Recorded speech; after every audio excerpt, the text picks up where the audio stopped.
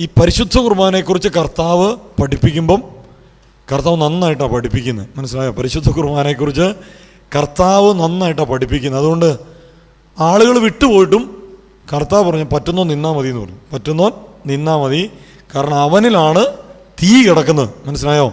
സഭ ആരിലാന്ന് ചോദിച്ചു കഴിഞ്ഞാൽ പരിശുദ്ധ കുർബാനയെക്കുറിച്ച് വിശ്വാസമുള്ളവരിലാണ് സഭ. മനസ്സിലായോ? അപ്പോൾ ഇന്ന് അച്ഛൻ പ്രസംഗിച്ചപ്പോൾ ഞാനിവിടെ വന്നപ്പോൾ അച്ഛൻ ഇങ്ങനെ പ്രസംഗിക്കുക, അച്ഛൻ്റെ പ്രസംഗം കേട്ടു. അച്ഛൻ്റെ പ്രസംഗത്തിൽ അച്ഛൻ പറഞ്ഞതിൻ്റെ കണ്ടന്റിൽ തന്നെ തുടങ്ങാം നമുക്ക്. അച്ഛൻ പറഞ്ഞ കാര്യം എന്താ? അതായത് ജനക്കൂട്ടമല്ല പ്രധാനപ്പെട്ട കാര്യം, അല്ലേ? ഇന്നത്തെ സുവിശേഷത്തിൽ കുറേ ആളുകൾ കർത്താവിൻ്റെ ചുറ്റും കൂടുന്നുണ്ട്, പക്ഷെ അവരിൽ ഒരാൾക്ക് വിശ്വാസം ഉണ്ടായിരുന്നു. അച്ഛൻ പറയും തൊടണ്ടെടുത്ത് തൊടണം, അല്ലേ? തൊടണ്ടെടുത്ത് തൊടണം, ഹൃദയത്തിൽ തൊടണം, അല്ലേ? ചില ചേച്ചിമാരൊക്കെ പറയും ചേട്ടന്മാരോട് നീ എന്നെ മനസ്സിലാക്കുന്നുണ്ടോ, അല്ലേ? ഇതിപ്പോൾ ഒരു ചോദ്യമാണല്ലോ, നീ എന്നെ മനസ്സിലാക്കുന്നുണ്ടോ? കർത്താവ് ചോദിച്ച പോലെ ഡു യു അണ്ടർസ്റ്റാൻഡ് മീ, ഞാൻ ആരാണെന്നാണ് നീ പറയുന്നത്? അപ്പം ഞാനൊരിക്കൽ ഒരു ജീവിത പങ്കാളിയോട് ഞാൻ രണ്ടുപേരെ ഇരുത്തി സംസാരിക്കുമ്പം ഞാനിങ്ങനെ ചോദിച്ചു, നിങ്ങൾക്ക് പരസ്പരം അറിയോ, നിങ്ങൾക്ക് പരസ്പരം അറിയോ എന്ന് ചോദിച്ചു. ആ പുള്ളിക്കാരത്തി എന്നോട് പറയാം, ഇതുവരെ ഈ മനുഷ്യൻ എൻ്റെ ഹൃദയത്തിലൊന്നും തൊട്ടിട്ടില്ല ചാ. മനസ്സിലായോ? ഈ മനുഷ്യൻ വിചാരിക്കുന്ന ഈ പുള്ളിക്കാരത്തിയുടെ ശരീരത്തിൽ മുഴുവൻ തൊട്ട്, അപ്പോൾ ഹൃദയത്തിലും തൊട്ടിട്ടുണ്ടാകുന്നതായിരിക്കും. പക്ഷേ പുള്ളിക്കാരത്തി പറയുക, ഈ മനുഷ്യൻ ഇതുവരെ എൻ്റെ ഹൃദയത്തിൽ ഒന്ന് തൊട്ടിട്ടില്ല. മനസ്സിലായോ? തൊടുവാണെങ്കിൽ ഹൃദയത്തിൽ തൊടണം. ഹൃദയത്തിൽ തൊടുക എന്ന് പറഞ്ഞാൽ ഓടി ചങ്കത്ത് കയ്യും പിടിച്ചുകൊണ്ട് നടക്കുക എന്നുള്ളതല്ല ഞാൻ പറഞ്ഞതിൻ്റെ കാര്യം. എന്താണെന്നറിയോ? ചില വ്യക്തികൾ അവരുടെ സംസാരം കൊണ്ട് നമ്മുടെ ഹൃദയത്തെ തൊടും, ഇല്ലേ? ചില വ്യക്തികൾ അവരുടെ പ്രവൃത്തികൾ കൊണ്ട് നമ്മുടെ ഹൃദയത്തെ തൊടും. അങ്ങനെ ഹൃദയത്തിൽ തൊട്ടിട്ടുണ്ടെങ്കിൽ നമ്മൾ കാലാകാലം ഓർത്തിരിക്കും. അങ്ങനെ കർത്താവിനെ തൊട്ടൊരു വ്യക്തിയാണ് ആര്? രക്തസ്രാവക്കാരി. ഒരുപാട് പേരുണ്ടായിരുന്നു, അല്ലേ? ഈ വിശുദ്ധ കുർബാനയെക്കുറിച്ച് പറയുമ്പോൾ തന്നെ ആളുകൾ വിട്ടുപോകും. കാരണം എന്താ? ഇത് ഗ്രഹിക്കാൻ ഭയങ്കര ബുദ്ധിമുട്ടാണ്. ഇതതുപോലെ വിളി ലഭിച്ച ആളുകൾക്ക് ഇത് ഗ്രഹിക്കാൻ പറ്റുള്ളൂ, അല്ലാത്തവരെ സംബന്ധിച്ച് പറ്റൂല. അവർ പറയും അയ്യോ ഇത് കഠിനമല്ലയോ, ഇതെങ്ങനെ മനസ്സിലാക്കാൻ പറ്റുന്നത്, അല്ലേ? ഞാനിപ്പോൾ ശുശ്രൂഷ ചെയ്യുന്നത് പത്തനംതിട്ട രൂപതയിലാണ്. അപ്പോൾ പത്തനംതിട്ട രൂപതയിൽ എല്ലാ ദിവസവും 2-3 ശുശ്രൂഷയാണ്. അപ്പോൾ പിതാവ് ഇങ്ങനെ ഞങ്ങളെ ഇങ്ങനെ ഭയങ്കരമായിട്ട് അങ്ങ് സ്നേഹിക്കുകയാണ്. പിതാവ് അങ്ങോട്ട് പോച്ചാ, ഇങ്ങോട്ട് പോച്ചാ, അങ്ങോട്ട് പോച്ചാ, ഇങ്ങോട്ട് ഇങ്ങനെ ഓടിക്കുവാണ്. അപ്പോൾ പിതാവ് ഈ കാര്യത്തിൽ എനിക്ക് ഈ പിതാക്കന്മാരിൽ പത്തനംതിട്ട പിതാവ് ഈ വിശുദ്ധ കുർബാനയെ ഭയങ്കര ഗൗരവത്തിലെടുത്താക്കുന്നത്. അതുകൊണ്ട് ഞങ്ങളവിടെ ഇട്ട് അങ്ങോട്ടും ഇങ്ങോട്ടും ഓടിക്കുവാണ്. മനസ്സിലായോ? ഓടിക്കുവാണ്. കാരണം പിതാവിന് വലിയൊരു സ്വപ്നമുണ്ട്. എന്ത്? ഐറോണിയസ് പിതാവിന് വലിയൊരു സ്വപ്നമുണ്ട്. സഭ മുഴുവൻ പരിശുദ്ധ കുർബാനയാൽ നിറയപ്പെടണം. യഥാർത്ഥത്തിലുള്ള വിശ്വാസി എന്ന് പറയുന്നത് ഹൃദയത്തിൽ തൊടുന്നവരാണ്. ഹൃദയം ഏതാ? പരിശുദ്ധ കുർബാനയാണ്. സഭയുടെ ഹൃദയം വിശുദ്ധ കുർബാന. അപ്പോൾ ഹൃദയത്തിൽ തൊട്ടവനെ പറയാൻ പറ്റുള്ളൂ അത് കർത്താവാണെന്ന്. മനസ്സിലായോ? ഈ തൊട്ടവനെ പറയാൻ പറ്റുള്ളൂ അത് കർത്താവാണ്. അല്ലാത്തവരെല്ലാം കഴുത്ത് വെട്ടുമെന്ന് കണ്ടാൽ ചാടി ഓടിപ്പോവും. മനസ്സിലായോ?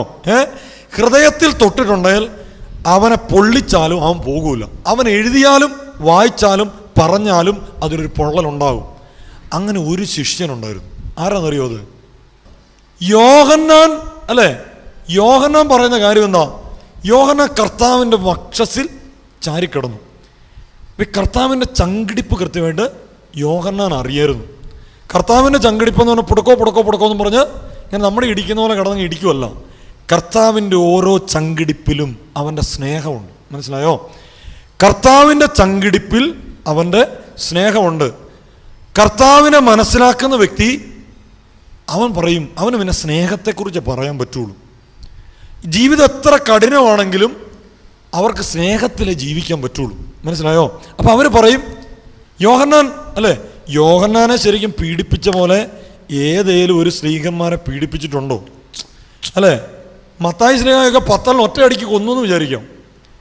നമ്മുടെ മർക്കോസിനൊക്കെ കുതിരവണ്ടിക്ക് വലിച്ചുകൊണ്ട് പോയിട്ട് അടിച്ചു കൊന്നു എന്ന് വിചാരിക്കാം, അല്ലേ? കുത്തിക്കൊന്നു, അല്ലെ വെട്ടിക്കൊന്നു എന്നൊക്കെ വിചാരിക്കാം, അല്ലേ? പത്രോസിനൊക്കെ തലകീഴായി കുരിശിൽ തറച്ച് കൊന്നു. പക്ഷെ യോഹന്നാനെ ചെയ്ത കാര്യം എന്താ? യോഹന്നാനെ ചെയ്ത കാര്യം ഒരു വറ ചട്ടിയിലേക്ക് ഇട്ടിട്ട്, അല്ലേ? തിളച്ച എണ്ണയ്ക്കകത്തിട്ട് കരിക്കട്ടയെ പൊള്ളിച്ചെടുക്കുന്ന പോലെ, അല്ലേ? ഈ മീനെ ഇങ്ങനെ ചുട്ടെടുക്കുമല്ലോ തീക്കട്ടയ്ക്കകത്ത്, അതുപോലെ പൊള്ളിച്ച് ഇങ്ങെടുത്തു. എന്നിട്ടും മരിക്കുന്നില്ലെന്ന് കണ്ടപ്പോഴാണ് യോഹന്നാനെ എങ്ങോട്ട് നാട് കിടത്തുന്നത്? പാത്മോസ് ദ്വീപിലേക്ക് നാട് കിടന്നു. അപ്പം പാത്മോസ് ദ്വീപിൽ വെച്ചാണ് യോഹന്നാൻ ദൈവത്തെ കാണുന്നത്. വെളിപാട് അല്ലേ, വലിയൊരു പ്രതീക്ഷ കൊടുക്കുക ജനത്തിന് മുഴുവൻ വെളിപാടിലൂടെ. എന്നിട്ടോ യോഹന്നാന്റെ ലേഖനത്തിൽ യോഹന്നാൻ ക്രിസ്തുവിന് കൊടുക്കുന്ന നിർവചനം എന്താ? ചുമ്മാ നമുക്ക് പഞ്ചാര വർത്താനം പറയാനൊക്കെ എളുപ്പമാണ്. ഈ ശരീരം മുഴുവൻ പൊള്ളി ഇങ്ങനെ കിടക്കുമ്പം, ഒരു കരിക്കട്ട പോലെ മരണവെപ്രാളത്തിൽ പടഞ്ഞു കിടക്കുമ്പോഴും സ്നേഹത്തെക്കുറിച്ച് പറയണമെങ്കിൽ യോഹന്നാൻ ദൈവത്തിന് കൊടുക്കുന്ന നിർവചനം എന്താ? ഒറ്റ വാക്കാണ്. എന്താ? ദൈവം സ്നേഹമാണ്. ദൈവം സ്നേഹമാണ്. കാരണം യോഹന്നാന് നല്ല ബന്ധമുണ്ടായിരുന്നു. ഏത്? വിശുദ്ധ കുർബാനയുമായിട്ട്, ക്രിസ്തുവുമായിട്ട് നല്ല ബന്ധമുണ്ടായിരുന്നു. കർത്താവിനെ അങ്ങോട്ട് സ്നേഹിച്ചു. നമ്മളീ പറയുന്ന പോലെ കുറേ സമയം കൈകൂട്ടി വലിയൊരു ആവേശമൊക്കെ കാണിച്ചു, ആൾക്കൂട്ടം അങ്ങോട്ട് വന്നു, ഭയങ്കര ജഗപുക പരിപാടി നടത്തി, കാര്യങ്ങൾ കിട്ടാൻ വേണ്ടി കർത്താവിനോ, ഇതൊന്നും വിശ്വാസമൊന്നുമല്ല. മനസ്സിലായോ? യഥാർത്ഥത്തിൽ വിശ്വാസത്തിൻ്റെ നിർവചനം എന്ന് പറയുന്നത് എന്താ? സ്നേഹമാണ്. വിശ്വാസത്തിൻ്റെ നിർവചനം സ്നേഹമാണ്. മനസ്സിലായോ? ദൈവത്തിൽ വിശ്വസിക്കുന്നു എന്ന് പറയുന്ന വ്യക്തിക്ക് ദൈവത്തോട് സ്നേഹമുണ്ടെങ്കിലേ അവൻ വിശ്വാസിയാകുന്നുള്ളൂ. ഈ സ്നേഹം നമുക്ക് എങ്ങനെ കിട്ടും? അത് ദൈവത്തിൽ നിന്ന് കിട്ടുള്ളൂ. ദൈവത്തിൽ നിന്ന് കിട്ടും. ദൈവത്തിൻ്റെ ഗുണമാണ് സ്നേഹിക്കുക എന്നുള്ളത്. സ്നേഹിക്കുക എന്നുള്ളത്. ഇപ്പോൾ പ്രിയപ്പെട്ടവരെ, ദൈവം സ്നേഹിച്ചതുപോലെ ദൈവത്തെ സ്നേഹിക്കാനും മറ്റുള്ളവരെ സ്നേഹിക്കാനും നമ്മൾ ഈ സ്നേഹത്തിൻ്റെ കൂദാശയോട് ചേർന്ന് നിൽക്കണം. ഏതാ സ്നേഹത്തിൻ്റെ കൂദാശ എന്ന് പറഞ്ഞാൽ? വിശുദ്ധ കുർബാനയാണ്. വിശുദ്ധ കുർബാന. അപ്പം ഈ സ്നേഹത്തിൻ്റെ കൂദാശയിൽ നിന്ന് നമുക്ക് കിട്ടുന്നത് സ്നേഹമാണ്. സ്നേഹം. നമ്മളിപ്പോൾ കാണിക്കുന്ന ഒരുതരം വർഗീയതയാണ്. അത് സ്നേഹമൊന്നുമല്ല. മനസ്സിലായോ? വർഗീയമായിട്ട് ഇപ്പോൾ ചങ്ങനാശ്ശേരി രൂപതക്കാരെ മാത്രമേ ഞാൻ സ്നേഹിക്കുകയുള്ളൂ. കർത്താവിന് അങ്ങനെയുള്ള ആൾക്കാരൊന്നും വേണ്ട. മനസ്സിലായോ? ഞാൻ സീറോ മലബാറുകാരെ മാത്രമേ സ്നേഹിക്കുള്ളൂ. ഒരു കാര്യമില്ല. മനസ്സിലായോ? ഞാൻ മലങ്കരക്കാരെ ചിന്തിക്കുക, ഞാൻ മലങ്കരക്കാരെ മാത്രമേ സ്നേഹിക്കുകയുള്ളൂ. അത് ക്രിസ്തുവിൻ്റെ സ്നേഹമൊന്നുമല്ല. ലാറ്റിൻകാർ ചിന്തിക്കുക, ഞങ്ങൾ വലിയ സംഭവമാണ്, ഞങ്ങൾ ഒരു കാര്യം. സ്നേഹമെന്നത് ആരെന്ന് നോക്കാതെ ആരുടെയും മുൻപിൽ മുറിയുന്നതാണ് സ്നേഹം. മനസ്സിലായോ? ആരെന്ന് നോക്കാതെ ആരുടെയും മുൻപിൽ മുറിയുന്നതാണ് സ്നേഹം. അപ്പോൾ ഈ സ്നേഹത്തിൻ്റെ കൂദാശയെക്കുറിച്ച് നമ്മൾ കാണാനായിട്ട് പോവാണ്. മനസ്സിലായോ? അപ്പോൾ നമ്മൾ നന്നായിട്ട് ഒരുങ്ങണം. കർത്താവേ, എനിക്ക് കാര്യം ഗ്രഹിക്കാൻ എൻ്റെ ബുദ്ധിയെ തുറക്കണം നീ. മനസ്സിലായോ? അഭിഷേകം വേണം, കൃപ വേണം. മനസ്സിലായോ പ്രിയപ്പെട്ടവരെ? ഒരു പൊടി, കുർബാനയെക്കുറിച്ച് ഒരു പൊടി കിട്ടിയാൽ കിട്ടിയതാണ്. മനസ്സിലായോ? നമ്മൾ ഈ ശരിക്കും ഈ വജ്രത്തിൻ്റെ ഒരു പീസ് കിട്ടുന്ന പോലെ. അപ്പോൾ നമ്മൾ ഓരോ കാര്യവും, ഈ വിശുദ്ധ കുർബാനയുടെ ഒരു കാര്യം മാത്രം നമുക്ക് കേട്ടും കണ്ടും അനുഭവിച്ചും മനസ്സിലാക്കാൻ പറ്റും. മനസ്സിലായോ? പരിശുദ്ധ കുർബാന നമ്മൾ എങ്ങനെ മനസ്സിലാക്കണം? ഒന്ന് കേൾക്കണം, രണ്ട് കാണണം, മൂന്ന് സ്പർശിക്കണം. ഇത് സ്പർശിക്കുക അങ്ങനെ പറയുന്ന ഒരാളുണ്ട്. ആരാന്നറിയോ? യോഹന്നാൻ. 1 യോഹന്നാൻ 1:1. വചനം എന്താ? ആദ്യം മുതൽ ഉണ്ടായിരുന്നതും. എന്നിട്ടോ വായിച്ചേ. ആദ്യം മുതൽ ഉണ്ടായിരുന്നതും ഞങ്ങൾ കേട്ടതും. അല്ല, ഞങ്ങൾ കണ്ടതാണോ കേട്ടതാണോ നോക്കിയോ ചേച്ചി? ഞങ്ങൾ കേട്ടതും. എങ്ങനെ? ചെവി കൊണ്ട് കേട്ടു. സ്വന്തം കണ്ണുകൊണ്ട് കണ്ടു. സ്വന്തം കണ്ണുകൊണ്ട് കണ്ടു. എന്നിട്ടോ സൂക്ഷിച്ച് വീക്ഷിച്ചു. സൂക്ഷിച്ച് വീക്ഷിച്ചു. എന്നിട്ടോ കൈ കൊണ്ട് സ്പർശിച്ചു. എന്നിട്ടോ ആ ജീവന്റെ വചനത്തെപ്പറ്റി ഞങ്ങൾ നിങ്ങളെ അറിയിക്കുന്നു. മനസ്സിലായോ? തൊട്ടാൽ, അനുഭവിച്ചാൽ, കണ്ടാൽ പിന്നെ പറയാൻ കഴിയുക ജീവനുള്ള വചനത്തെക്കുറിച്ചാണ്. മനസ്സിലായോ? നമ്മൾ ചിലപ്പോൾ ഒക്കെ ഒരു ലൈഫ് എക്സ്പീരിയൻസ് നമ്മൾ കേൾക്കുന്നു. അതിലൊരു ലൈഫുണ്ട്, ഒരു ജീവനുണ്ട് അല്ലേ? വരണ്ട ഒരു സാധനം നമ്മൾ കാണുന്നു. ജീവനില്ലാത്തതുകൊണ്ട് നമ്മളിങ്ങനെ മാക്കോ എന്ന് പറഞ്ഞ് ഇരിക്കും. അപ്പോൾ എനിക്ക് നിങ്ങളോട് പറയാനുള്ള ജീവനുള്ള സുവിശേഷമാണ്. ജീവനുള്ള സുവിശേഷമാണ്. ജീവനുള്ള സുവിശേഷമാണ് എനിക്ക് നിങ്ങളോട് പറയാനായിട്ടുള്ളത്. നിങ്ങൾ വിചാരിക്കും ഈ അച്ഛൻ ഇങ്ങനെയൊക്കെ തന്നെയായിരുന്നു നേരത്തെ. അല്ല, ഞാൻ അങ്ങനെയൊന്നും ആയിരുന്നില്ല. മനസ്സിലായോ? അപ്പോൾ നമ്മൾ ഞാനിങ്ങനെ വഴിയെ പറഞ്ഞോളാം നിങ്ങളോട്. മനസ്സിലായോ? പറഞ്ഞോളാം. അപ്പം നമ്മൾ കർത്താവിനെ നമ്മൾ എന്തിനാണ് ഇവിടെ? കർത്താവിനെ സ്നേഹിക്കാൻ വേണ്ടിയാണ് നമ്മളിവിടെ ആയിരിക്കുന്നത്. കർത്താവിനെ സ്നേഹിക്കാൻ പഠിക്കണം. അതാണ് നമുക്ക് വേണ്ട കാര്യം. അപ്പോൾ നമ്മൾ കാര്യത്തിലേക്ക് പോവാണ്. സുവിശേഷത്തിൻ്റെ അന്തസത്ത എന്ന് പറയുന്നത് എന്താ? സുവിശേഷത്തിൻ്റെ അന്തസത്ത എന്ന് പറഞ്ഞു കഴിഞ്ഞാൽ എല്ലാ സുവിശേഷത്തിലും ഒരേപോലെ പറയുന്ന ഒരു കാര്യത്തിലാണ് സുവിശേഷത്തിൻ്റെ അന്തസത്ത മുഴുവനും ഉള്ളത്. ഉദാഹരണം പറയുകയാണെങ്കിൽ മാറ്റമില്ലാത്ത സുവിശേഷം അതെന്താണ്? വിശുദ്ധ കുർബാനയുടെ സുവിശേഷമാണ്. ഉദാഹരണമാണ് യോഹന്നാന്റെ സുവിശേഷത്തിൽ 2-ാമത്തെ അധ്യായത്തിൽ കാനായിലെ കല്യാണ വിരുന്നിനെ കുറിച്ച് പറയുന്നു, അല്ലേ? എന്താ പറയുന്നത്?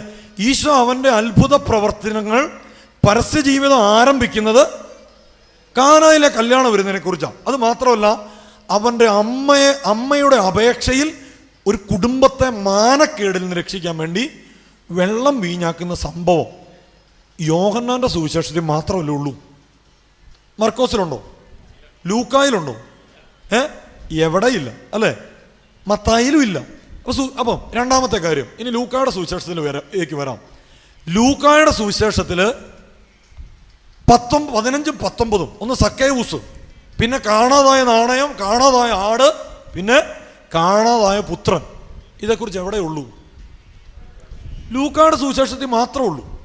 ശരിയല്ല ഞാൻ പറയുന്നത്? ശ്രദ്ധിച്ചിരിക്കണം, നിങ്ങളിവിടെ ഉണ്ടെങ്കിലേ കാര്യം നിങ്ങൾക്ക് മനസ്സിലാവുള്ളൂ. പക്ഷേ എല്ലാ സുവിശേഷത്തിലും ഒരുപോലെ പറയുന്ന ഒരു കാര്യം എന്ന് പറഞ്ഞാൽ എല്ലാവരും ഒരേപോലെ പ്രാധാന്യത്തോടെ പറയുന്ന ഒരു കാര്യമുണ്ട്. എന്താണെന്നറിയോ? നമ്മളതിൻ്റെ കണ്ടന്റ് എടുത്ത് മൊത്തം പറയാൻ പോയാൽ സമയം പോകും. മർക്കോസിൻ്റെ സമാന്തര സുവിശേഷങ്ങൾ എടുക്കുക, അതിലെല്ലാം പറയും അവൻ അപ്പം എടുത്തു, വാഴ്ത്തി, വിഭജിച്ചു, ശിഷ്യന്മാർക്ക് കൊടുത്തു, എന്നിട്ട് പറഞ്ഞു ഇത് എൻ്റെ ശരീരമാകും. പറഞ്ഞില്ലേ? 2-ാമത്തെ കാര്യം, പാനപാത്രം എടുത്തു, എന്നിട്ടോ വീഞ്ഞെടുത്തിട്ട് പറഞ്ഞു നിങ്ങൾ ഈ കാണുന്നത് വീഞ്ഞല്ല, മറിച്ചോ ഇതെൻ്റെ രക്തത്തിലുള്ള പുതിയ ഉടമ്പടിയാണ്, എൻ്റെ രക്തമായത്. മനസ്സിലായോ? ഇത് നിങ്ങൾ വാങ്ങി പാനം ചെയ്യണം. അപ്പോൾ ഈശോ ഇത് രണ്ടും ചെയ്തു. അപ്പം എടുത്തു, വീഞ്ഞെടുത്തു, എന്നിട്ട് പറഞ്ഞു this is my body and this is my blood. ശരിയല്ലേ? എല്ലാ സുവിശേഷത്തിലും ഉണ്ട്. യോഹന്നാന്റെ സുവിശേഷത്തിലും ഉണ്ട്. യോഹന്നാന്റെ സുവിശേഷത്തിൽ ശരിക്കും നമ്മളിങ്ങനെ വായിച്ചു പോകുമ്പോൾ കുർബാന ഇങ്ങനെ, അല്ലേ, അച്ഛനിങ്ങനെ തിരുവോസ്തി കൊടുക്കുന്ന പോലെ കുർബാന ഇങ്ങനെ മറിഞ്ഞിരിക്കുന്നത് നമുക്ക് കാണാൻ പറ്റും. മനസ്സിലാകുന്നുണ്ടോ? അപ്പം ഈ എല്ലാ യോഹന്നാന്റെ സുവിശേഷം 6-ാമത്തെ അധ്യായത്തിൽ മുഴുവൻ എന്തിനെക്കുറിച്ചാണ്? വിശുദ്ധ കുർബാനയെക്കുറിച്ചാണ് പറയുന്നത്. വിശുദ്ധ കുർബാനയെക്കുറിച്ച് മാത്രം പറയുക. മനസ്സിലാകുന്നുണ്ടോ? അപ്പോൾ പ്രിയപ്പെട്ടവരെ, അതായത് ഈ സുവിശേഷത്തിൻ്റെ കണ്ടന്റ് ചേഞ്ച് ചെയ്യുമ്പോഴും അതിൻ്റെ ആശയങ്ങളിൽ മാറ്റം വരാതെ രക്ഷയിലേക്ക് എത്തിച്ചു നിർത്തുന്ന സത്യം വിശുദ്ധ കുർബാനയാണ്. അപ്പോൾ എല്ലാ സുവിശേഷങ്ങളിലും ഒരുപോലെ പറയുന്നു. അപ്പോൾ ഒരു കാര്യം ക്ലിയറാണ്, അവൻ അപ്പം എടുത്തു എന്നുള്ള കൃത്യമാണ്, വീഞ്ഞെടുത്തു എന്നുള്ള കൃത്യമാണ്. അവൻ പറഞ്ഞു this is my body and this is my blood. മനസ്സിലായോ? അപ്പോൾ ഈ കഴിഞ്ഞ ദിവസം ഞാനൊരു പന്തക്കോസ് നമ്മുടെ തലശ്ശേരി അതിരൂപതയിൽപ്പെടുന്ന ഒരു വീട്ടിൽ പോയി. ഒരു +2 പഠിപ്പിക്കുന്ന ഒരു സാറാണ്. അപ്പോൾ സാറിൻ്റെ കാലയിലേക്ക് ഒരു സ്ലാബ് വീണിട്ട് സാറിൻ്റെ കാല് പൊട്ടി. അപ്പോൾ സാറിൻ്റെ വീട്ടിൽ ഒരു പന്തക്കോസ്തക്കാരൻ കയറി ചെന്നു. അപ്പോൾ പുള്ളി പറഞ്ഞു പരിശുദ്ധ കുർബാനയൊക്കെ വെറുതെ തട്ടിപ്പോന്നു. പരിശുദ്ധ കുർബാനയൊക്കെ വെറുതെ തട്ടിപ്പാണ്. അതായത് പരിശുദ്ധ കുർബാന എന്ന് പറയുന്നത്, ശ്രദ്ധിക്കണം നിങ്ങൾ, അതായത് പരിശുദ്ധ കുർബാന ഈശോ പറഞ്ഞു ഞാൻ ലോകത്തിൻ്റെ പ്രകാശമാണ്. പിന്നെയോ ഈശോ പറഞ്ഞു ഞാൻ നല്ല ഇടയനാണ്. പിന്നെയോ I am the vine and branches, ഞാൻ മുന്തിരിച്ചെടിയും ശാഖകളുമാണ്. പിന്നെന്ത് പറഞ്ഞു? പോരട്ടെ, ഞാൻ വഴിയും സത്യവും ജീവനുമാണ്. അപ്പോൾ ഈ ചേട്ടൻ ന്യൂട്രി പോയി ചെന്ന് പറഞ്ഞു, പന്തക്കൊസ്തക്കാരൻ, അവൻ വീട്ടിൽ കയറി സുവിശേഷം പറയാൻ പോയി. നമ്മളങ്ങനെ പോകുമല്ലോ, നമുക്കിത് സത്യമാണെന്നൊരു ബോധ്യമില്ല. സത്യമാണെന്ന് ബോധ്യമുള്ളവൻ ഇതെല്ലാം അടച്ച് പെട്ടിയിലാക്കി സൂക്ഷിക്കും. അവൻ ആർക്കും കിട്ടരുതെന്ന് ആഗ്രഹിച്ച് എനിക്ക് മാത്രം മതി, വേറൊരാൾക്കും കിട്ടരുത്. അതൊന്നും സ്നേഹമൊന്നുമല്ല. മനസ്സിലായോ? നമ്മളൊരു വീട്ടിൽ പോയി ക്രിസ്തുവിനെ കുറിച്ച് പറയണം. അപ്പം ഞാൻ ആ ചേട്ടനെ വീട്ടിൽ ചേട്ടനോട് പറയും, അച്ഛാ ഇതൊക്കെ തട്ടിപ്പോന്നു, കുമ്പസാരമൊക്കെ തട്ടിപ്പാണ്, അതുപോലെ വിശുദ്ധ കുർബാനയൊക്കെ തട്ടിപ്പാണ്. കണ്ടോ ഈശോ പറഞ്ഞിട്ടില്ലേ ഏത്? I am the vine and branches, ഞാൻ മുന്തിരിച്ചെടിയും ശാഖയാണ്. പിന്നെയോ ഞാൻ നല്ല ഇടയനാണ്, ഞാൻ ലോകത്തിൻ്റെ പ്രകാശമാണ് എന്നൊക്കെ പറഞ്ഞ പോലെയാ വിശുദ്ധ കുർബാനയെക്കുറിച്ചും പറഞ്ഞിട്ടുള്ളൂ എന്ന് പറഞ്ഞു. ഞാൻ ആ ചേട്ടനോട് ചോദിച്ചു, ചേട്ടാ ഈശോ ടോർച്ചടിച്ചിട്ട് ഞാൻ ലോകത്തിൻ്റെ പ്രകാശം എന്ന് പറഞ്ഞിട്ടുണ്ടോ? ഇല്ല. മുന്തിരിച്ചെടി ശാഖയും കൂടെ ഈശോ പുറത്ത് പോയി വെട്ടിക്കൊണ്ട് വന്നിട്ട് ഈശോ ആളുകളെ കാണും, ഇത് കണ്ടോ, ഇത് ഞാൻ തന്നെ കേട്ടോ, ഇത് മുന്തിരിച്ചെടിയും ശാഖയും, ഇത് കണ്ടോ, ഇത് ഞാൻ തന്നെയാന്ന് ഈശോ പറഞ്ഞോ? ഈശോ പറഞ്ഞു. പക്ഷേ ശ്രദ്ധിക്കേണ്ട കാര്യം, വളരെ ശ്രദ്ധിക്കണം. അതായത് ഇത് തലനാരിഴയ്ക്ക് നഷ്ടപ്പെടും ഈ കാര്യം. അതായത് ഈശോ പറഞ്ഞു, പക്ഷെ അത് ചെയ്തിട്ടില്ല. ഞാൻ പറഞ്ഞ മനസ്സിലാകുന്നുണ്ടോ? മുന്തിരിച്ചെടി ശാഖ എടുത്തുകൊണ്ട് വന്നിട്ട് പറഞ്ഞില്ല ഇത് മുന്തിരിച്ചെടിയാണ്, ഇത് ഞാൻ മുന്തിരിച്ചെടി ശാഖയാണെന്ന് പറഞ്ഞ് പൊക്കി പിടിച്ച് പറഞ്ഞോ? ഇല്ല. ഞാൻ ചോദിച്ചു, ചേട്ടാ പരിശുദ്ധ കുർബാനയിൽ ഈശോ അപ്പം എടുത്തിട്ട് പറഞ്ഞു ഇത് എൻ്റെ ശരീരമാണ്, ഇത് എൻ്റെ രക്തമാണ്, അവൻ പറഞ്ഞാൽ പറഞ്ഞതാ ചേട്ടാന്ന് പറഞ്ഞു. അങ്ങനെ പറഞ്ഞാൽ പറഞ്ഞത് ചെയ്യാത്തൊരുത്തരാണ്, പിന്നെ അവനെ വിശ്വസിക്കാൻ കൊള്ളത്തില്ല. പിടുത്തം കിട്ടുന്നുണ്ടോ? അവൻ പറഞ്ഞാൽ പറഞ്ഞത് ചെയ്യുന്നവനാണ്. അപ്പം എനിക്ക് ഒരു സംശയം ഉണ്ടായിരുന്നു എൻ്റെ ലൈഫിൽ. എനിക്ക് അങ്ങനെ ഡൗട്ടുള്ളൊരു സമയം ഉണ്ടായിരുന്നു. അതായത് ഈ വിശുദ്ധ കുർബാന അല്ലേ ശരിക്കും ഈശോ തന്നെയാണോ എന്നെനിക്കൊരു സംശയം ഉണ്ടായൊരു സമയമുണ്ട്. അതായത് ഞാൻ 2014 എൻ്റെ പട്ടം. 2014 അച്ഛനായി കഴിഞ്ഞപ്പം ഞാനിങ്ങനെ ശരിക്കും പ്രീസ്റ്റ്ഹുഡിൻ്റെ ഒരു ഗ്ലാമർ കണ്ട് അച്ഛനായതാണ്. അതിലുപരി ദൈവം എന്നെ വിളിച്ചു. പിന്നീടാണ് അച്ഛനായി കഴിഞ്ഞാണ് എനിക്ക് കാര്യത്തെക്കുറിച്ചൊരു ബോധ്യം എൻ്റെ ഉള്ളിൽ ഉറയ്ക്കുന്നത്. അപ്പോൾ എനിക്ക് 2014 അച്ഛനായി, 2015, 16, 17, 18 ഈ 3 വർഷം ഞാൻ സെമിനാരി പഠിപ്പിച്ചു. അന്ന് എനിക്ക് കിട്ടിയതാണ് ഈ മനസ്സിലായോ എന്നുള്ള സംഭവം. പിന്നെ 1 വർഷം ഞാൻ ഇടവകയിലുണ്ടായിരുന്നു. അപ്പോൾ ഈ സെമിനാരിയിൽ നിന്ന് ഞാൻ ഞങ്ങളുടെ ഒരു ആശ്രമത്തിലേക്ക് മാറിയിട്ട് ഞാൻ ഞങ്ങളുടെ ഒരു ഇത്ര ഈ വലുപ്പമുള്ള ഈ സ്റ്റൂളിൻ്റെ വലുപ്പമുള്ള ഒരു കട്ടിലെ കിടക്കുമായിരുന്നു. അപ്പോൾ ഒരു ദിവസം ഞാൻ ഈ കട്ടിലെ കിടക്കുന്ന സമയത്ത് ഞാൻ കിടന്നത് കട്ടിലാണ്, എഴുന്നേക്കുന്നത് നിലത്തുനിന്നാണ്. മനസ്സിലായോ? ഞാൻ വേറെ ഒന്നും കഴിച്ചിട്ടൊന്നുമില്ല, പേടിക്കൊന്നും വേണ്ട. എഴുന്നേക്കുന്ന നിലത്താണ്. ഞാൻ ഇതുവരെ കഴിച്ചിട്ടില്ല, സത്യം ഉള്ള കാര്യം പറയാലോ. ഈ അൾത്താരയിൽ നിന്ന് എനിക്ക് നിങ്ങളെ വഞ്ചിക്കേണ്ട കാര്യമില്ല. അപ്പോൾ ഞാൻ രാവിലെ എഴുന്നേറ്റ് എൻ്റെ കൈ ഇങ്ങനെ കുത്തുമ്പം എൻ്റെ ഈ കൈയുടെ ഇവിടെ നിന്ന് ഇങ്ങനെ മുട്ടുസൂചി കുത്തുന്ന പോലുള്ള വേദനയാണ്, മുട്ടുസൂചി കുത്തിക്കയറുന്ന പോലുള്ള വേദനയാണ്. അപ്പോൾ ഞാൻ ആശ്രമത്തിൽ കുർബാനയ്ക്ക് ആളുകൾ വന്നപ്പോൾ എന്നെ പിടിച്ചോണ്ട് എങ്ങോട്ട് പോയി? ആശുപത്രി കൊണ്ടുപോയി സർജറി എടുത്ത് നോക്കുമ്പം എൻ്റെ ഈ കൈയുടെ ഇവിടെ ഇങ്ങനെ ഒരു സാധനം ഉണ്ടല്ലേ, ഇതിൻ്റെ അകത്ത് എല്ലുണ്ട്.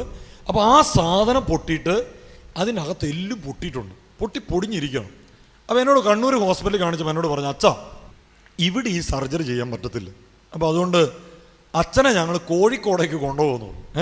അപ്പോൾ ഒരു വണ്ടിക്ക് എൻ്റെ കൈയൊക്കെ ഇങ്ങനെ കെട്ടി എന്നെ കോഴിക്കോട് ബേബി മെമ്മോറിയൽ ഹോസ്പിറ്റലിൽ കൊണ്ടുപോയി. അവിടെ ചെന്ന് എൻ്റെ കൈയുടെ സർജറി നടത്തി. എൻ്റെ കൈയുടെ ഇവിടെ ഒരു കമ്പി കിടപ്പുണ്ട്.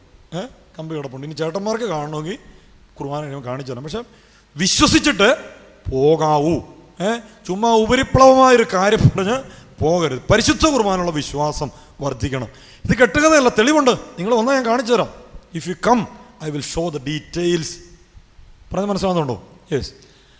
അപ്പോൾ എന്നോട് ഞാൻ ഹോസ്പിറ്റലിൽ നിന്ന് ഡിസ്ചാർജ് ആകാൻ വേണ്ടി ഇരിക്കുമ്പം ഡോക്ടർ എന്നെ കാണാൻ വന്നു. അപ്പോൾ ഡോക്ടർ പറഞ്ഞു, അച്ഛാ ഞങ്ങളിങ്ങനെ പഠിച്ചുകൊണ്ടിരിക്കുമായിരുന്നു, അച്ഛൻ കിടന്ന കട്ടിൽ വീണു, അച്ഛൻ്റെ കൈ ഇതുപോലെ ഫ്രാക്ചർ ആയത് എങ്ങനെയാണ് ഞങ്ങൾ പഠിച്ചുകൊണ്ടിരിക്കുകയാണ്.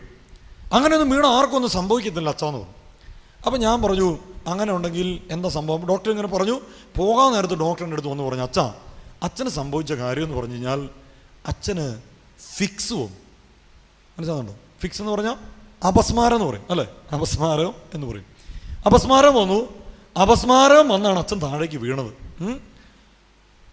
അപ്പം ഈ അപസ്മാരം വന്നപ്പം ഭയങ്കരമായിട്ടുള്ള സ്ട്രോങ് ആയിട്ടുള്ള അപസ്മാരം ആയതുകൊണ്ട് അച്ഛൻ്റെ കൈ സ്ട്രോങ് ആയിട്ട് പോയി ഭിത്തിയിൽ ഇടിച്ചു, താഴെ പോയി ഇടിച്ചു. അങ്ങനെയാണ് അച്ഛൻ്റെ കൈ. അപ്പം അച്ഛൻ വളരെ ശ്രദ്ധിക്കണമെന്ന് പറഞ്ഞു. എന്നിട്ട് അതിനുശേഷം ആശ്രമത്തിലൊക്കെ എന്നെ റിലീവ് ചെയ്ത് എന്നെ ഞങ്ങളുടെ ആശ്രമത്തിലേക്ക് കൊണ്ടുവന്നു. പ്രൊവിൻഷ്യൽ ഹൗസിലേക്ക് കൊണ്ടുവന്നു, കോഴിക്കോട്. അപ്പോൾ അവിടെ ആകുമ്പോൾ കട്ടിലിന് കുറച്ചുകൂടി ഉയരമുണ്ട്. അപ്പോൾ ഒരു ദിവസം രാത്രിയിൽ 1 മാസം കഴിഞ്ഞു, കൈ ഒരെണ്ണം ഇങ്ങനെ കെട്ടിയിട്ടാക്കുന്നു. ആ സമയത്ത് വലിയൊരു അലർച്ച എൻ്റെ മുറിയിൽ നിന്ന്. അപ്പം ഞാൻ ഈ ഫിക്സ് വരുമ്പോൾ എന്താ വെച്ചാൽ പെട്ടെന്നാണ് അത് വരുന്നത് അല്ലേ? പെട്ടെന്നാണ് വരുന്നത്. നിന്ന നിപ്പിൽ കുറഞ്ഞങ്ങ് വീഴും. അപ്പം ഞാൻ ഈ കട്ടിലിൽ നിന്ന് പൊത്തോന്നും പറഞ്ഞ് നിലത്തേക്ക് വീഴണം. എൻ്റെ ബോധം മങ്ങുമ്പം അച്ഛന്മാരെല്ലാം എൻ്റെ മുറിയിലുണ്ട്. ഇവരെല്ലാം കൂടെ വന്ന് എന്നെ എടുത്ത് കെട്ടി ആംബുലൻസ് വരുന്നു, ഹോസ്പിറ്റലിൽ കൊണ്ടുവന്നു. എഗെയിൻ എനിക്ക് ബോധം വരുമ്പം എക്സ്റേ ഒക്കെ എന്നെ കാണിക്കുന്നു. ഞാൻ 2 എക്സ്റേ എടുത്ത് നോക്കുമ്പോൾ 2ഉം തുല്യമാണ്. മനസ്സിലായോ? കർത്താവ് എന്നോട് ഒരു കരുണ കാണിച്ചെന്ത്? ഈ കൈയാണ് ഇപ്രാവശ്യം ശരിയാക്കി തന്നത്. അപ്പോൾ ഈ കൈയും ഫിക്സ് വന്നു, മറിഞ്ഞു വീണു. ഇവിടെയും ഒരു സംഭവം കിടപ്പുണ്ട്. ഇപ്പോൾ കോഴിക്കോട് ബേബി മെമ്മോറിയൽ. ഇപ്പം ഞാൻ ഇടയ്ക്കിടയ്ക്ക് എനിക്ക് ഫിക്സ് ഉണ്ടോ. അപ്പോൾ എന്നെ ദൈവത്തിലേക്ക് അടുപ്പിച്ചത് എൻ്റെ പ്രൊവിൻഷ്യാളച്ചനാണ്. പ്രൊവിൻഷ്യാളച്ചൻ എന്നോടൊരു ചോദ്യം ചോദിച്ചു, അച്ഛന് ഞാൻ ഒരു മാറ്റം തരട്ടെ എന്ന് ചോദിച്ചു. അപ്പോൾ അച്ഛൻ പറഞ്ഞു എങ്ങോട്ടാന്ന് ചോദിച്ചു ഞാൻ. അപ്പോൾ അച്ഛനോട് പറഞ്ഞു നമ്മുടെ ഈ പ്രായമായ അച്ഛന്മാരൊക്കെ താമസിക്കുന്ന സ്ഥലമില്ലേ, അച്ഛൻ വിചാരിക്കാൻ ജീവിതകാലം മൊത്തം ഞാൻ കിടക്കുമെന്നാണ് അച്ഛൻ്റെ ഒരു ചിന്ത. അതിൻ്റെ ഉള്ളിൽ മുട്ടുസൂചി കുത്തിക്കയറുന്ന വേദനയെക്കാളും വലിയ വേദനയായിട്ട് മാറി. അപ്പോൾ അതെനിക്ക് വേദനയായെങ്കിലും ഞാനതിനെ തള്ളിക്കളഞ്ഞു. കുറച്ച് കഴിഞ്ഞപ്പം എന്നോട് പ്രൊവിൻഷ്യാളച്ചൻ വീണ്ടും ചോദിച്ചു. കുറച്ച് കഴിഞ്ഞപ്പോൾ ഈ പ്രൊവിൻഷ്യാളച്ചൻ്റെ ഡ്രൈവർ എൻ്റെ അടുത്ത് വന്നു. അല്ലേ, ഈ പിതാക്കന്മാരുടെയൊക്കെ രഹസ്യം മൊത്തം അറിയണമെങ്കിൽ ഡ്രൈവറിനോട് ചോദിച്ചാൽ മതി. കാരണം എന്താ, ഈ വണ്ടിക്ക് പോകുന്ന സമയത്തായിരിക്കും ഫോൺ മുഴുവൻ വരുന്നതും എടുക്കുന്നതും സംസാരിക്കുന്നതും എല്ലാം. ആ രൂപത്തിലെ അച്ഛന്മാരുടെ ഡീറ്റെയിൽസ് ബാക്കി അച്ഛന്മാർക്ക് അറിയുന്നതിനേക്കാൾ കൂടുതൽ പിതാവിൻ്റെ ഡ്രൈവറിന് അറിയായിരിക്കും. അപ്പോൾ ഈ പ്രൊവിൻഷ്യാളച്ചൻ ഫോൺ വിളിക്കുന്നത് ഈ പ്രൊവിൻഷ്യാളച്ചൻ്റെ ഡ്രൈവറായ എൻ്റെ സുഹൃത്താണ്. അപ്പോൾ അവൻ എൻ്റെ അടുത്ത് ഇടയ്ക്ക് വരും. ഞാനിങ്ങനെ കിടക്കുമ്പോൾ ഇവൻ എൻ്റെ അടുത്ത് വരും. അപ്പോൾ ഇവൻ എന്നോട് വന്ന് പറഞ്ഞു, അച്ഛനെ ഒന്ന് നന്നായിട്ട് കിടത്താൻ പ്രൊവിൻഷ്യാളച്ചൻ പരിശ്രമിക്കുന്നുണ്ട്. ഞാൻ ചോദിച്ചു എന്താ? അച്ഛൻ ഇന്ന് വണ്ടിയെന്ന് പ്രൊവിൻഷ്യാളച്ചൻ വിളിച്ച് ഒരു കട്ടിൽ ഓർഡർ ചെയ്യുന്നത് ഞാൻ കേട്ടു. കട്ടിലിൻ്റെ വിലയൊക്കെ അന്വേഷിക്കുന്നുണ്ട്. എന്താണെന്നറിയോ, ഇങ്ങനെ വലിക്കുമ്പോൾ ഇങ്ങനെ പൊങ്ങുന്ന സൈഡിൽ ഇങ്ങനെ കമ്പിയൊക്കെ ഉള്ള കട്ടിലില്ലേ, അതിന് വില എത്രയാണെന്നൊക്കെ ചോദിക്കുന്നുണ്ട്. അത് അച്ഛന് വേണ്ടിയാ, അല്ലാതെ വേറെ ആർക്കും വേണ്ടിയല്ല. ഇപ്പോൾ പ്രൊവിൻഷ്യ ഹൗസിൽ വേറെ ആർക്കും കട്ടിലിന് ആവശ്യമില്ലാന്ന് പറഞ്ഞു. അപ്പം എനിക്ക് ഉള്ളിൽ ഭയങ്കര തീയായി. കാരണം ജീവൻ വിട്ടു പോവാന്ന് എനിക്കൊരു ചിന്ത തോന്നി. കാരണം കിടപ്പായി പോയി കഴിഞ്ഞാൽ അവസ്ഥ മാരകമാണ്. നിങ്ങൾക്കാണെ മക്കളുണ്ട്, അല്ലേ, പിള്ളേരുണ്ട്, അപ്പനുണ്ട്, അമ്മയുണ്ട്, എല്ലാവരും ഉണ്ട്.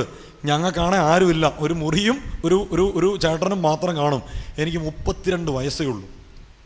അപ്പോൾ എനിക്ക് കർത്താവ് എന്നെ ആ ഒരു വിധത്തിലേക്ക് മാറ്റിയതുകൊണ്ടാണ് ഞാനിപ്പോൾ നിങ്ങളുടെ മുമ്പിൽ നിൽക്കുന്നത്. അപ്പം ഞാൻ 2 കാര്യം. അപ്പോൾ ഞാനിങ്ങനെ ഒറ്റപ്പെട്ടാണ് കുർബാന ചെല്ലുന്നത്. കുർബാന ചെല്ലാം എനിക്ക്. അപ്പോൾ കുർബാന ചെല്ലുമ്പം ഞാനിങ്ങനെ തിരുവോസ്തി എടുത്തിട്ട് കർത്താവിനോട് ചോദിക്കും, കരഞ്ഞുകൊണ്ട് ചോദിക്കും, കർത്താവേ, ഞാൻ പാട്ട് കുർബാന ചെല്ലാനും പാട്ട് പാടാനൊക്കെ അച്ഛനായതാണ് ശരിക്കും, പ്രസംഗിക്കാനും ഒക്കെ അച്ഛനായതാണ്. എൻ്റെ പ്രവൃത്തി മറ്റുള്ളവരെ കാണിക്കാൻ വേണ്ടി, നിൻ്റെ പ്രവൃത്തിയല്ല. പക്ഷേ നീ എന്നെ സൗഖ്യമാക്കിയാൽ, 2000 വർഷങ്ങൾക്ക് മുമ്പ് ഒരു അപസ്മാരക രോഗി നീ തൊട്ടിട്ടുണ്ട്, നിനക്ക് തൊടാന്ന് ഞാൻ വിശ്വസിക്കുന്നു. അങ്ങനെ നീ തൊട്ടാൽ നിന്നെക്കുറിച്ച് പറയാൻ വേണ്ടി ലോകത്തിൻ്റെ അതിർത്തി വരെ ഞാൻ പോവും. മനസ്സിലായോ? അപ്പോൾ ഇത് ഞാനൊരു തീരുമാനം എടുത്ത് ഞാൻ കർത്താവിനോട്, കർത്താവേ, ഇത് നീ ആണെങ്കിൽ നീ എന്നെ സൗഖ്യമാക്കണം. ഞാനിങ്ങനെ പറഞ്ഞു. പിന്നെ രണ്ടാമത്തെ കാര്യം എന്താണെന്നറിയോ? രണ്ടാമത്തെ കാര്യം എന്ന് പറഞ്ഞാൽ ഞങ്ങളുടെ പ്രൊവിൻഷ്യൽ ഹൗസിൽ ഒരു ബലിപീഠമുണ്ട്. അപ്പോൾ ബലിപീഠത്തിൻ്റെ സംഭവം എന്ന് പറഞ്ഞാൽ അത് ഇതുപോലെ തന്നെയാണ്. ഇതുപോലെ, അതായത് ഇതിൻ്റെ ഈ സൈഡ് പൊള്ളയാണ്, ഈ സൈഡ് പൊള്ളയാണ്. അപ്പോൾ ഞാനിങ്ങനെ രാത്രിയിൽ ആരും അറിയാം, എനിക്ക് കിടക്കുമ്പോൾ ഇരിക്കുമ്പോഴെല്ലാം കാവലാളുണ്ട്, ഏത് സമയം പടച്ച് വീഴുന്നതെന്ന് അറിയത്തില്ലല്ലോ. അപ്പം ഞാൻ ഈ തലയണ എടുത്തിട്ട് ഞാൻ ഇതിൻ്റെ അടിയിൽ പോയി കിടക്കും. ഇതുപോലെ സ്ഥലം ചുമ്മാ അങ്ങനെ കിടക്കും. ഞാൻ പറയും, കർത്താവേ, നീ എന്നെ സൗഖ്യമാക്കുമെങ്കിൽ സൗഖ്യമാക്കും. ഞാൻ ചിന്തിക്കുന്ന കാര്യം ഇതാണ്. ഈശോ പറഞ്ഞ്, ഞാൻ ലോകത്തിൻ്റെ പ്രകാശമാണ്, എന്നിൽ വസിക്കുന്നവൻ അന്ധകാരത്തിൽ നടക്കുകയില്ല, അവന് ജീവൻ്റെ പ്രകാശം ഉണ്ടായിരിക്കും. അപ്പം ഞാൻ ചിന്തിക്കുകയാണ്, ദൈവം അവിടെ ഉണ്ട്.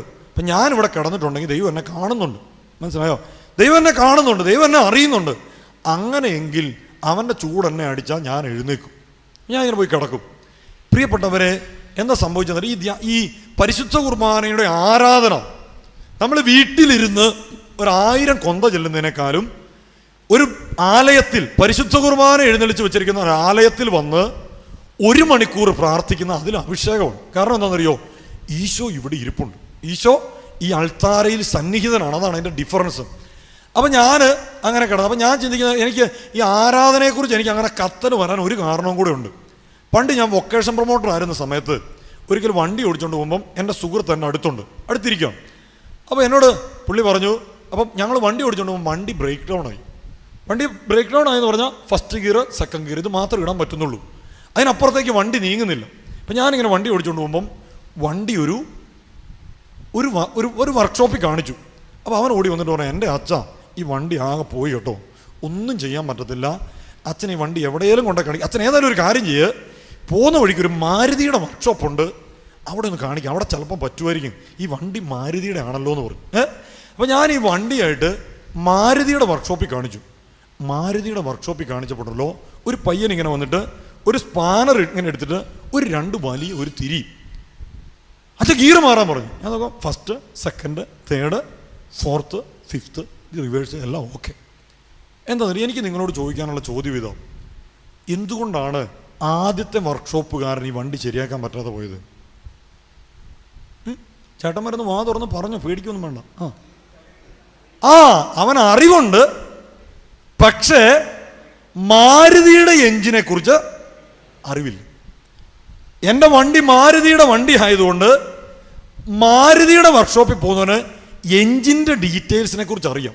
ഇനി പരിശുദ്ധ കുർബാന എഴുന്നള്ളിച്ച് വെച്ചിരിക്കുന്ന ഒരു ആലയത്തിൽ, പരിശുദ്ധ കുർബാന ഇരിക്കുന്ന ഒരു ആലയത്തിൽ നീ പോകുമ്പം, മനസ്സിലാവുന്നുണ്ടോ, നീ പോകുമ്പം നിന്റെ തലമുടി ഇഴയുടെ വെളുപ്പ് പോലെ കൗണ്ട് ചെയ്തിരിക്കുന്ന ഒരു വ്യക്തി അവിടെ ഇരിപ്പുണ്ട്.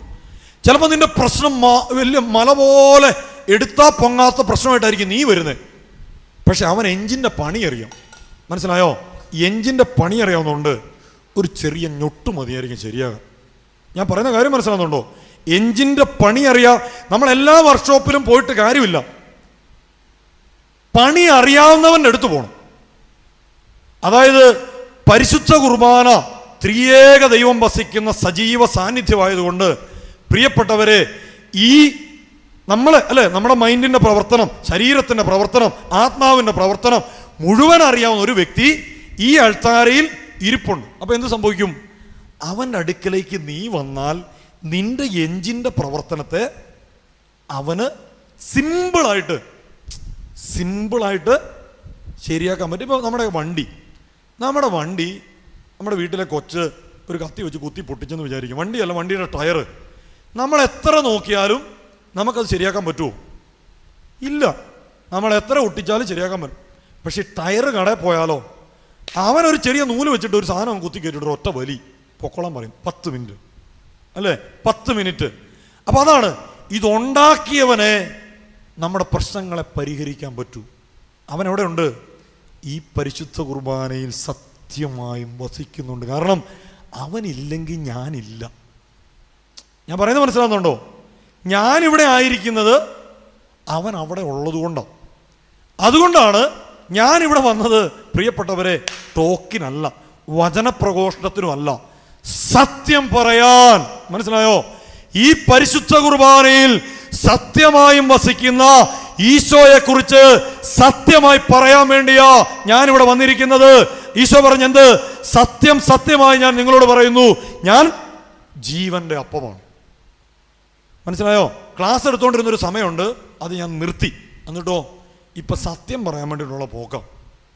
1 രൂപ പോലും കിട്ടിയില്ലെങ്കിലും ഞാൻ പോവും, ഒരു പൈസയ്ക്കുമല്ല. മനസ്സിലായോ? ബോധ്യം കൊണ്ടാണ്. ബോധ്യം, ഉള്ളിൽ ബോധ്യമുണ്ട്. ഉള്ളിൽ ഒരു ബോധ്യമുണ്ട്. അത് കർത്താവായിട്ട് എന്നെ ഒരുക്കിയത് കൊണ്ടാണ് ഞാനിവിടെ വന്നത്. അല്ലാതെ വേറെ ഒന്നും കൊണ്ടല്ല, വേറെ ഒന്നും പ്രതീക്ഷിക്കുന്നുമില്ല. ആര് കൈ കൊട്ടിയാലും ഇത്രയേ ഉള്ളെന്ന് എനിക്കറിയാം. ആരെന്ത് പറഞ്ഞാലും ഇത്ര ഉള്ളൂ എന്ന് എൻ്റെ ജീവിതത്തിലൂടെ ഞാൻ മനസ്സിലാക്കിയതാണ്. മനസ്സിലായോ? ദൈവം അല്ലാതെ വേറൊരാളും ഇല്ല. ദൈവമല്ലാതെ വേറൊരാളും ഇല്ല. ഹബക്കുക്കിന്റെ പുസ്തകം 3-ാം അധ്യായം 19-ാം വാക്യം. അതിനെന്താ? കർത്താവായ ദൈവമാണ് എൻ്റെ ബലം, കലമാന്റെ പാദങ്ങൾക്കെന്നതുപോലെ അവിടുന്ന് എൻ്റെ പാദങ്ങൾക്ക് വേഗത നൽകി ഉന്നതത്തിൽ നിന്ന് അവിടുന്ന് എന്നെ നടത്തുന്നു. ഇതാണ് പ്രിയപ്പെട്ടവരെ, ദൈവം നമ്മുടെ ബലമായി മാറണം. ദൈവം നമ്മുടെ ബലമായി മാറണം. എങ്ങനെ മാറും?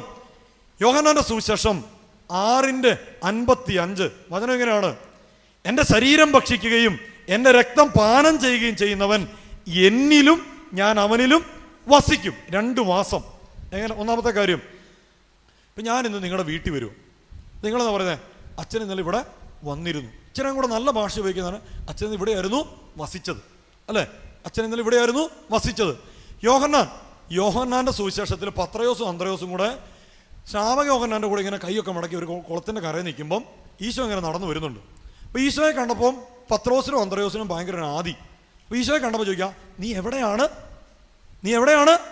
വസിക്കുന്നത്? നീ എവിടെയാണ് വസിക്കുന്നത്? എന്നിട്ടോ അവർ പോയി അവൻ വസിക്കുന്നിടം കാണുകയും അവനോടൊപ്പം വസിക്കുകയും ചെയ്തു. മനസ്സിലായോ? 1-ാമത്തെ മാസവേദ പരിശുദ്ധ കുർബാനയുടെ ആരാധന. പരിശുദ്ധ കുർബാന ആയിരിക്കുന്ന സ്ഥലങ്ങളിൽ, പരിശുദ്ധ കുർബാന എഴുന്നള്ളിച്ചു വെച്ചിരിക്കുന്ന സ്ഥലങ്ങളിൽ പരിശുദ്ധ കുർബാനയോട് ചേർന്നിരിക്കുന്നത് പ്രിയപ്പെട്ടവരെ ദൈവം നമ്മളിൽ വസിക്കാൻ കാരണമാകും. വസിക്കുക എന്ന് പറഞ്ഞാൽ ദൈവം നമ്മുടേതും നമ്മൾ ദൈവത്തിൻ്റെതുമായി മാറും. ദൈവം നമ്മുടേതും നമ്മൾ ദൈവത്തിൻ്റെതുമായി മാറും. രണ്ടാമത്തെ വാസം എങ്ങനെയാ? എൻ്റെ ശരീരം ഭക്ഷിക്കുകയും എൻ്റെ രക്തം പാനം ചെയ്യുകയും ചെയ്യുമ്പം വസിക്കും. ഏത്? കമ്മ്യൂണിയൻ. അവനും ഞാനും ഒന്നായി.